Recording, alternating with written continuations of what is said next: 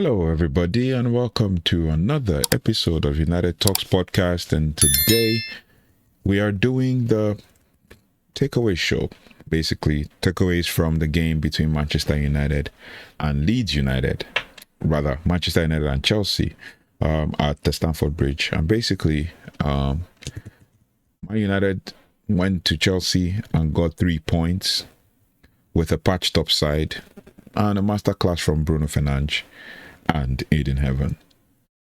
Now, the truth is, no senior centre backs were present in that team. A teenager was making his full, not his full debut, but more like his debut under Michael Carrick. A right back is playing at the heart of defense in Noussair Mazraoui, and Chelsea were in a desperate need to end their slump. On paper, Stamford Bridge should have been basically a graveyard for our Champions League hopes today, as of today. But Manchester United, for us, we are Manchester United and we do things by the book under Michael Carrick.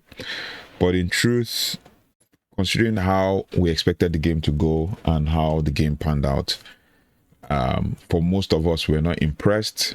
But after that heartbreak at Leeds, at Old Trafford, everyone was asking if the wheels were coming off or the wheels had fallen off. But we got one answer. Basically, we didn't just bounce back. We put a 10-point gap between us and Chelsea. And now we are officially 1 foot in the Champions League with the need for 2 games to get in the Champions League spots and confirm it like that. So Matheus Cunha also loves the goal at the bridge. Bruno Fernandes is now 2 assists away from immortality and our defense. Well, we need to talk about like the miracle at the bridge, especially with the performance from Noussair Mazraoui and Ayden Heaven. Now we're breaking down the 5 key takeaways on Michael Carrick's tactical gamble and 3 insights from the pitch side cameras and 3 positive spins on a game where we were on shot, but we're outshot basically on the field of play, but never outfought. So grab a coffee and settle in, and let's talk about why Stamford Bridge was red on the day. Now, the first one is the miracle backline. We're going to talk about of the 5 takeaways. We're going to talk about 5 takeaways now. The miracle backline of Ayden Heaven and the makeshift Mazraoui. Not that Mazraoui hasn't played at the back before in the back 3, but it's only in the back 3, and it's played in the midfield under Ten Hag, right? So there was no Harry Maguire, no Lisandro Martinez, no senior centre back, and Michael Carrick started 19-year-old Ayden Heaven and asked Noussair Mazraoui to move from right back to centre back. And it sounded like maybe a disaster waiting to happen. People thought it was Noussair and Heaven, but I felt like that team would not have balance if we played Noussair and Heaven, when you can actually play Noussair left back and still maybe make him a hybrid centre back. But Ayden Heaven put in a shift that kind of belied his age, basically. He was the kind of player that would put in such a good, mature performance, and it was a masterclass of emergency defending. We've been calling for Ayden Heaven to start a couple games, considering how Lisandro Martinez cannot get fit to save his life. Ayden Heaven put in a shift, and basically his composure was what was evident for all to see. For someone that was that composed, it takes years to build such a composure. Mazraoui, standing in at the heart of defense, was sliding, intercepting, and even deflecting balls onto the woodwork from Fofana.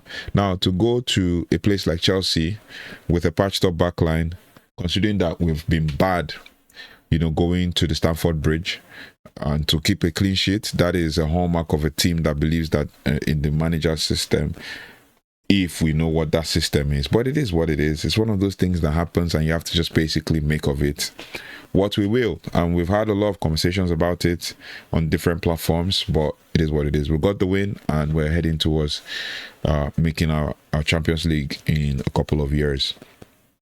Now, number 2 takeaway is Bruno Fernandes in pursuit of his 20th assist in the Premier League. Bruno Fernandes again, basically. That is an outstanding performance with 18 Premier League assists for the season 18 basically. He is now just 2 away from equaling the all-time season record held by Thierry Henry and Kevin De Bruyne, 2 greats in the Premier League. Think about the legends who have played in this league, and our captain is on the verge of standing above them all. Today, he wasn't just a creator; he was a leader. He shrugged off Alejandro Garnacho to actually deliver a pitch of a ball to Cunha under Carrick. And Bruno basically isn't just playing the game as an attacking outlet. He's also an orchestrator who is kind of orchestrating things, right? You look at where I talked about in preview, where I said taking positions over Cucurella is a good thing or an outlet for Man United to actually, win the game against Chelsea. And Bruno did just that, taking positions over Cucurella, creating that chance from the right side, from Chelsea's left side, and we got it. Then, which takes us to number 3. Obviously, I don't think that Bruno is not going to achieve that. He's going to get that 18th, that 20th assist, and even surpass it because there's 5 more games to go. Now, there is something about West London that excites Matheus Cunha, which takes us to number 3 takeaway. Cunha is the king of Stamford Bridge. He loves to score. 5 career Premier League goals against Chelsea, more than he scored against any other team, and his finish was very lethal. Appeared in front of Malo Gusto, and boom, it was done. It was gone. He didn't need 10 chances. He needed just 1 great ball from the skipper, and he lashed it home. Now we have 5 players in double digits for goal contributions this season. That variety is why we are 3rd. I mean, if one player is off, another steps up. Today, Cunha reminded Chelsea why he's their ultimate boogeyman this season, and we've seen that, and he said it already on different platforms. Number 4 is the Carrick bounce back. A lot of people were worried after the Leeds loss, losing at home for the first time in 45 years to your rivals can break the team spirit basically. But Carrick had instilled a psychological toughness in the dressing room, even with the way we approached the game and the style of play that we employed for the game. We didn't just go to the bridge to play beautiful flowing football. We didn't go there to play beautiful flowing football for 90 minutes. We went there to be resilient, to survive the pressure, to be clinical when it mattered, and that's 8 wins in 12 league games with 2 draws and 2 losses. And it's proving that that Leeds result was just an anomaly, not the trend. Everybody was expecting, because we drew to Bournemouth and lost to Leeds, so it felt like it was a trend. We lost to Newcastle as well. Those are the 2 losses, and then the draw before that. So yeah, that is absolutely amazing. And we takes us to the number 5 point, which is 98.4%, which is the Champions League finish line. 98.4%, where we are from the Champions League finish line. The Opta supercomputer has also spoken.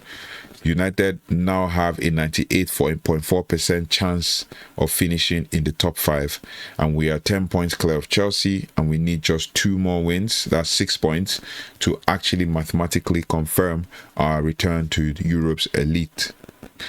After that nightmare of last season, being close to the brink, and then of a return to the Champions League in April, we were close to the brink because of the Europa League final last season, but this time around we're close to Champions League spot, and that is a massive achievement, and that is what they actually wanted Michael Carrick to do.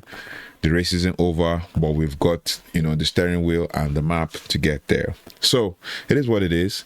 Then we're going to talk about the 3 bonus insights. The first one is the Garnacho reception. That's one of the bonus insights we noticed. Did you catch the atmosphere when Garnacho came on for the injured Estevao? The reception was fascinating. You had Chelsea fans letting him hear it, and the away fans giving him a hero's welcome. It's not really like a hero's welcome. You had boos from both sides, basically. It was clearly what it was expected that would fire him up, but obviously Bruno schooled him, Casemiro schooled him, Dalot schooled him, and he became like the 12th man. it was fascinating subplot. It was a fascinating subplot for the game because everybody was expecting if he comes on, he's going to be fired up to basically score against Man United. But basically, it didn't happen. And it was there for all to see. He was horrendous. In fact, TalkSport, somebody on TalkSport said that is the game that, I mean, he has never watched a game where somebody was so horrendous and so disastrous. And that was Garnacho. The next one is basically the return of Enzo Fernandes, basically in that team. And he showed because he had one chance and he created it and he almost scored. That chance where he had one on post or one-on-one with the goalkeeper and he blasted it wide. Chelsea had 21 shots, right, in that game. But Enzo, back from club suspension, and for a while in the first half, he looked like he was going to haunt us. He dispossessed Mazraoui and really should have scored, but it was a tactical warning. Chelsea still have a world-class individuals who are not performing, but they lacked that collective spirit to show that they could win. And then our ability to shut down a player of Enzo's quality, and that mammoth signing, with players that are worth £14 million combined after that initial bust, was key to this win, this narrow win. And then the third bonus point we could talk about is Son Lamens, right? He had an unlikely quiet day. I mean, Chelsea had 21 shots and they had an XG of 1.55 on paper. Son Lamens should have basically been the man of the match. But here is the insight in this. Despite the shot volume, he was never truly tested. I said this multiple times. Chelsea only had one shot on target, and our defense of Heaven, Shaw, Mazraoui, and Dalot forced Chelsea into taking low-quality shots. That's why the XG is low, from a distance or from difficult angles, and we controlled their attack without having the ball. That was what we did, and that was the strategy that Michael Carrick used for the game. Now we're going to talk quickly about the 3 positive spins. Positive spin number 1, basically, we're not trying to make things spin the negatives into positives. First and foremost, the woodwork. The woodwork is our friend. Some might say that we're lucky because Chelsea hit the bar twice through Delap and Fofana with his header that deflected off Mazraoui. But I would say that that's what happens when you force a team into desperate finishes. We squeezed the space so much that they had to aim for corners and top of the net. That's why basically they have more corners than Man United. Luck is what happens when preparation meets opportunity, and our patched up defense basically prepared for that battle. And Michael Carrick said it, that we were working towards, that, and obviously it didn't happen. Now, spin number 2 is that we wasted shots versus defensive structure. Critics would point out Chelsea outshot Man United 21-5. But when you look at the scoreline, we were very clinical. They were chaotic. Having 21 shots and not scoring and not scoring at all, or scoring 0, isn't anything but bad luck for Chelsea. It's also a failure on their system and a triumph of ours, basically, on how we approached the game. We stood firm when the pressure was the highest, and that was worth more than 20 speculative long-range efforts because we got the one chance and we took it. Now, we had also the Mason Mount effect, him coming on and coming out to face his old team on his old stomping ground. It was a great tactical move, which was expected, but you consider the number of minutes he played, you would know that obviously he didn't play so much. I think he played 20 minutes or 10 minutes. Not because he did anything spectacular, as I said, but it was kind of like for him to come and interrupt Chelsea's rhythm. The noise, the substitutions, the change in energy, it actually killed the momentum that Chelsea were trying to build, and Carrick used the Stamford Bridge factor against them. So it was there for all to see. But then that's all from the positive spins. Now, my final take from all of this basically is that this wasn't the prettiest of wins of the Carrick era, but it might be the most significant, because to walk into the bridge with a defense made of rope and duct tape basically, and to walk out with a clean sheet and 3 points, that's what Champions League teams do. People that want to grind out wins. Is it sustainable? Obviously not, but it is what it is. Bruno is chasing his 20th assist. Cunha is also chasing more London goals, basically. And we are chasing the bright lights of Tuesday night and Wednesday night footballs in European leagues, European stages.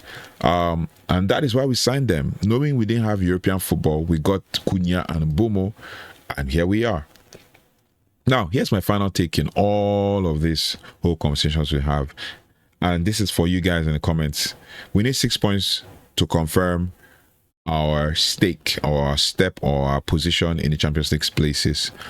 Where are those 6 points coming from? Let's talk about that in the comment section. Also, let's talk about Bruno. Does he get that 20 assists this season? Does he break that record and make it 21 as well? And finally, let's give a special shout out to Ayden Heaven. Especially in the comments, hit the comment section and let us talk about Ayden Heaven and give a special shout out for his clean sheet at Stamford Bridge.